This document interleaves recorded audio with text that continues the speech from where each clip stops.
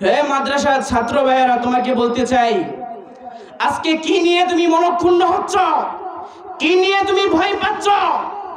আরে তোমার বুকে তো কুরআন আছে, সর্বশ্রেষ্ঠ কালাম আছে। এই কুরআন থাকা সত্ত্বেও তুমি কেন ঘাবড়িয়ে যাবে? তুমি কেন ভয় পেয়ে যাবে? আজকে অনেক ছাত্রের মধ্যে দেখা যায় ফারেক হওয়ার পর, হাফেজ হওয়ার পর চিন্তা করে, আমি তো এলমে দিন শিখছি, কি করব?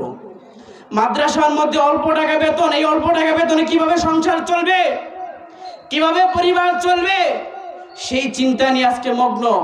হে তলেবুল ইলম ভাইয়েরা, জেনে রাখো, তোমার সিনার মধ্যে যে কুরআন রয়েছে সাধারণ কোনো কিতাব নয়, সাধারণ কোনো বই নয়, বরং সর্বশ্রেষ্ঠ কিতাব। তার মানে তুমি মানুষটাও সর্বশ্রেষ্ঠ। মনে রাখতে হবে, যেই কুরআন আল্লাহ রাব্বুল আলামিন তোমার অন্তরের মধ্যে ঢেলে দিয়েছেন, সেই কুরআনকে তিনি কখনোই তোমাকেও ছোট করবেন না, তোমাকে না খাইয়ে মারবেন না, তোমাকে চিন্তার মধ্যে ফেলবেন না। আল্লাহ রাব্বুল আলামিনের ওয়াদা, কোনো আলেম যদি হক্কানি আলেম হয়, আল্লাহ রাব্বুল আলামিন কোনো আলেমকে না খাইয়ে আজ পর্যন্ত মারেন নাই। কেন তুমি মনক্ষুণ্ণ হচ্ছ? তুমি হক্কানি আলেম হও, দিনের সৈনিক হও, ইলমি আমলি তুমি নিজেকে গড়ে তোলো। দেখবে দুনিয়ার সমস্ত টাকাওয়ালারা তোমার পায়ের নিচে পদদলিত হবে। কিসের এত পড়ুয়া, কিসের এত চিন্তা করছো?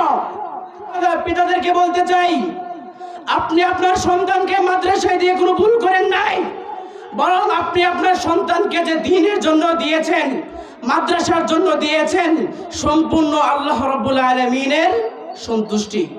আল্লাহ রাব্বুল আলামিন যদি না চাইতেন, তাহলে আপনার সন্তানকে তিনি মাদ্রাসায় আনতেন না।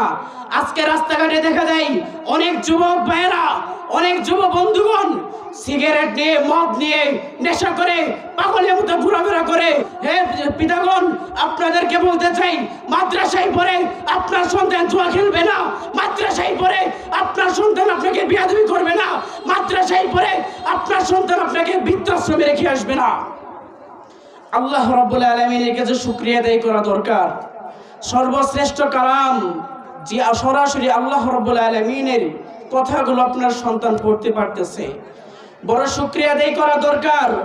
আপনাকে তো আপনার সন্তান হাফেজ বানিয়েছেন, আল্লাহ রাব্বুল আলামিন তো আপনাকে কিয়ামতের ময়দানে নূরের তাজ মাথায় দিয়ে সম্মানিত করবেন, সাধারণ কোনো মুকুট নয়।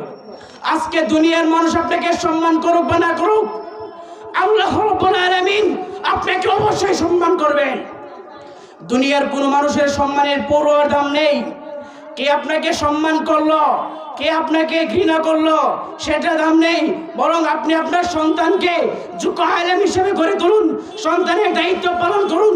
সন্তান মাদ্রাসা বন্ধ হলে কি করতেছে না করতেছে সেদিকে খেয়াল করুন, দেখবেন অবশ্যই আপনার সন্তান যোগ্য আলেম হিসেবে গড়ে উঠবে।